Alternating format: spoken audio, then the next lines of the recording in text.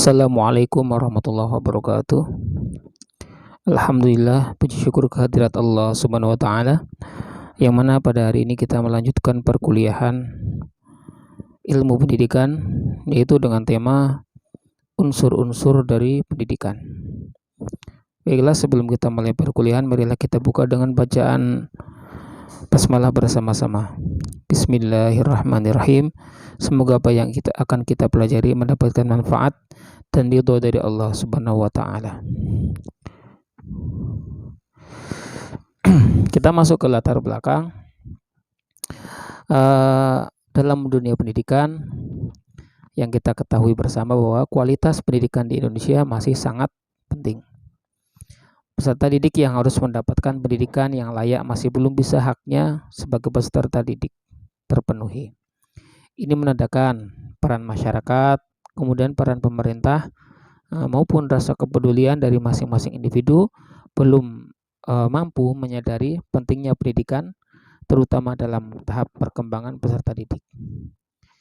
Landasan pendidikan masih belum dijangkau oleh masing-masing individu di Indonesia. Kemudian jika dilihat dari segi ekonomi, pendidikan masih dibilang cukup mahal.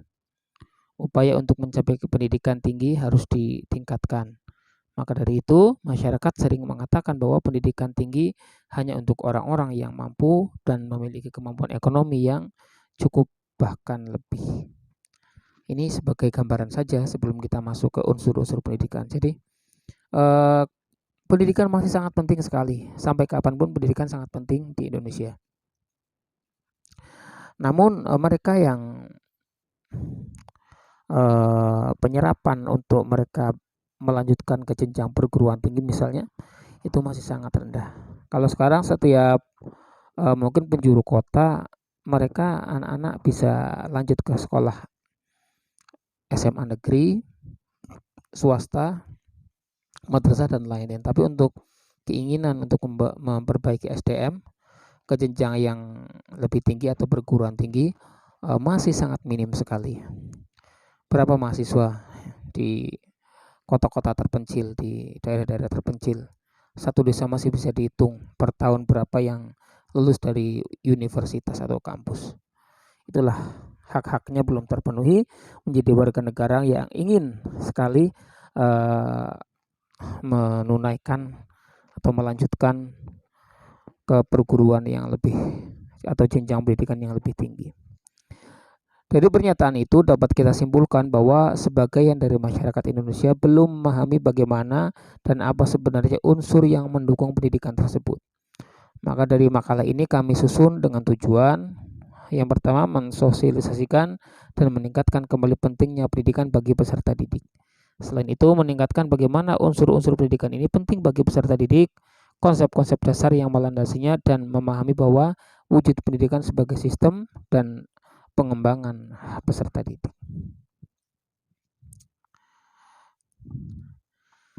Kita masuk ke pembahasan yang A dari tujuan pendidikan.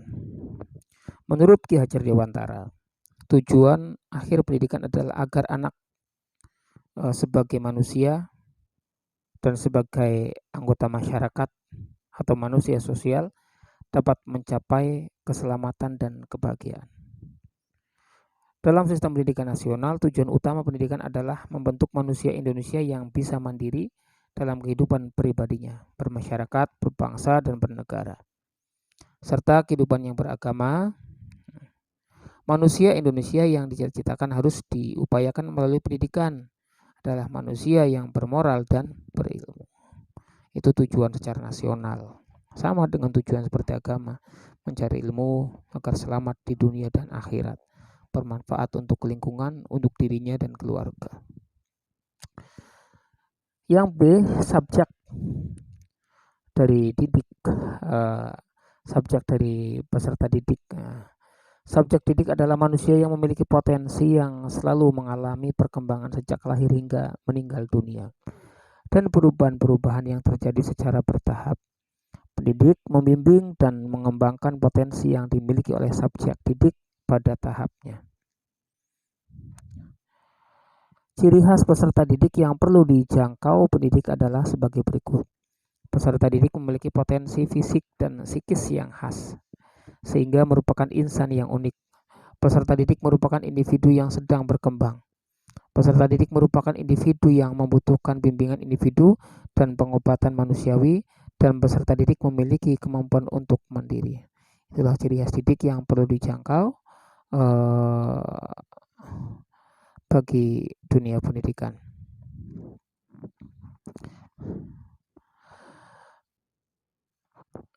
Yang C, sebelum membahas tentang pendidik, ada baiknya melirik sedikit untuk mendidik dan perbedaannya dengan mengajar. Secara teoritis tentang mendidik dan mengajar sama-sama mengajar, sama-sama memberikan materi di dalam kelas. Mengajar berarti menyerahkan atau banyak menyampaikan ilmu pengetahuan atau keterampilan dan ilmu sebagainya kepada orang lain dengan menggunakan metode cara tertentu sehingga ilmu-ilmu tersebut bisa menjadi milik orang lain atau terserap. Lain cukup mendidik, bahwa mendidik tidak hanya dengan memberikan pengetahuan atau keterampilan, melainkan juga harus ditanamkan pada anak-anak melalui norma-norma susila yang tinggi dan luhur. Dari pengertian di atas dapat kita ketahui bahwa mendidik lebih luas dari mengajar. Mengajar hanya alat atau sarana dalam mendidik, dan mendidik harus memiliki tujuan dan nilai-nilai yang tinggi. Pendidik dikategorikan menjadi dua. Yang pertama itu pendidik menurut kodrat, yaitu orang tua, dan pendidik menurut jabatannya adalah guru. Orang tua sebagai pendidik menurut kodrat adalah pendidik pertama dan utama. Ada suatu makalah Madrasatul Ula. Seorang ibu adalah sekolah pertama bagi anak-anaknya. Ini ya, orang tua sebagai pendidik merupakan pendidik utama, pertama dan utama. Guru sebagai pendidik menurut jabatan menerima tanggung jawab dari tiga pihak, yaitu orang tua, masyarakat, dan negara. Tugas pendidik karena jabatan adalah berat, maka sebagai pendidik harus mengadakan persiapan-persiapan yang cukup. Keadaan jasmani yang sehat. Pendidik juga belajar untuk menggunakan bahasa yang sopan, kepribadian yang baik, jujur, dan adil. Poin yang D, isi pendidikan. Yang dimaksud dengan isi pendidikan adalah segala sesuatu yang diberikan oleh pendidik kepada peserta didik dalam proses pendidikan. Contohnya dalam materi pelajaran, bimbingan dan konseling, pengayaan, suatu bakat, minat, bahan ajar. Isi pendidikan berlandaskan pada tujuan pendidikan, terutama di Indonesia adalah tujuan pendidikan nasional. Kriteria syarat utama dari isi pendidikan dan hal-hal yang perlu dipertimbangkan seorang guru dalam pemilihan materi pelajaran adalah sebagai berikut. Bahan materi harus sesuai dengan mendukung tercapainya tujuan. Dan bahan materi penting untuk diketahui oleh peserta didik. Nilai kegunaannya diartikan sebagai bahan bagi kehidupan sehari-hari. Kemudian materi tersebut merupakan suatu materi yang wajib sesuai dengan tuntutan kurikulum, dan bahan atau materi yang susah diperoleh sumbernya perlu diupayakan untuk diberikan oleh guru.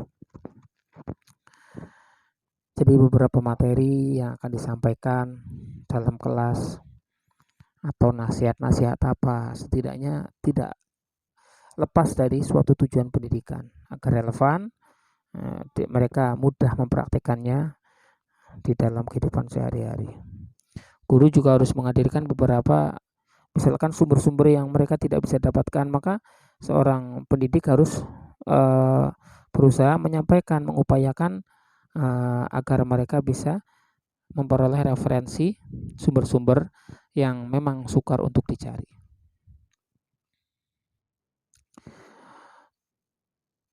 Yang E, metode dan alat pendidikan. Ini suatu unsur juga. Jadi tadi ada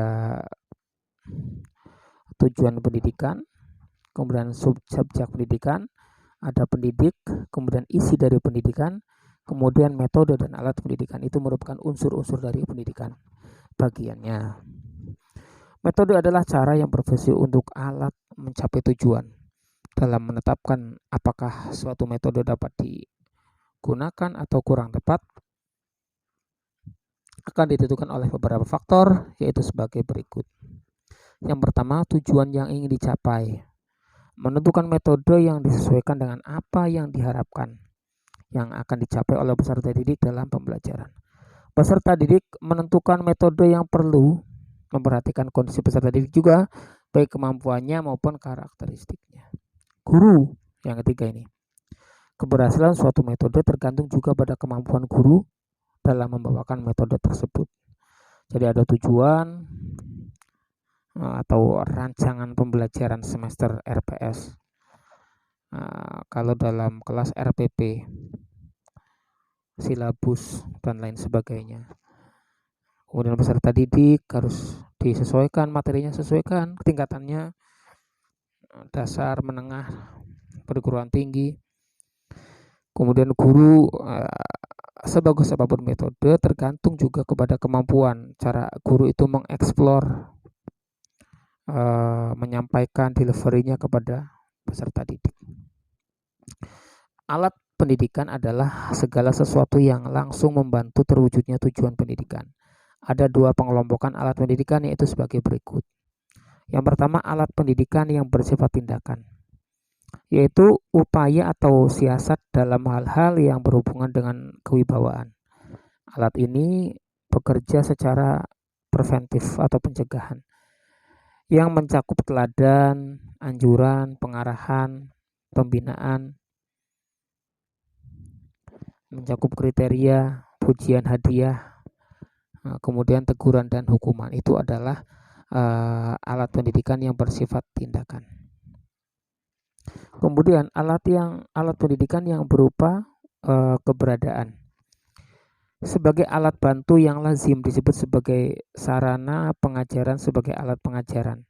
Fungsinya adalah sebagai alat bantu untuk merekam, mengingatkan kembali, memperagakan, mengaktifkan suatu respon, kemudian sebagai evaluatif, stimulatif, manipulatif, dan umpan balik.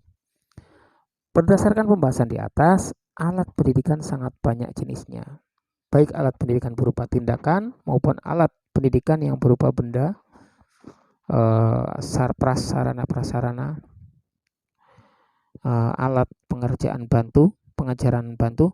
Dengan demikian dapat kita simpulkan bahwa yang dimaksud dengan alat pendidikan adalah suatu upaya atau tindakan, perbuatan atau situasi yang sengaja untuk mencapai tujuan dalam proses pendidikan. Adanya alat tersebut, adanya tindakan tersebut adalah digunakan untuk mencapai sebuah tujuan dalam proses pendidikan. Itu salah satu unsur dari pendidikan. Kemudian lanjutkan ke poin F, lingkungan. Nah, ini tidak kalah pentingnya. Behavioristik, lingkungan, tingkah laku, action. Bibit yang sehat ketika diletakkan di lingkungan yang kurang tepat, maka akan tumbuh kurang bagus. Tapi bibit yang biasa-biasa saja diletakkan di lingkungan tanah yang subur, maka hasilnya masih bisa maksimal. Itulah lingkungan dalam pendidikan. Pengertian lingkungan pendidikan pada hakikatnya merupakan sesuatu yang ada di luar dari individu. Para ahli membedakan jenis lingkungan pendidikan menjadi dua. Yang pertama adalah lingkungan alam. Sesuatu yang ada di dunia ini yang berada di luar dari anak yang selain manusia, seperti binatang, tumbuh-tumbuhan, iklim, udara, gedung, rumah, dan sebagainya. Yang kedua adalah lingkungan sosial. Adalah semua manusia yang berada di luar seseorang yang dapat, influencer, dapat mempengaruhi untuk orang tersebut baik secara langsung maupun tidak langsung. Contohnya adalah teman sekelas, bisa tetangga, kemudian dan sebagainya. Menurut tempat pelaksanaan pendidikan, lingkungan dibedakan atas. Ini menurut pelaksanaannya. Yang pertama adalah keluarga. Lingkungan keluarga merupakan yang pertama bagi anak, karena lingkungan itulah merupakan mereka bisa pertama menerima pendidikan. Dinamakan pola asuh.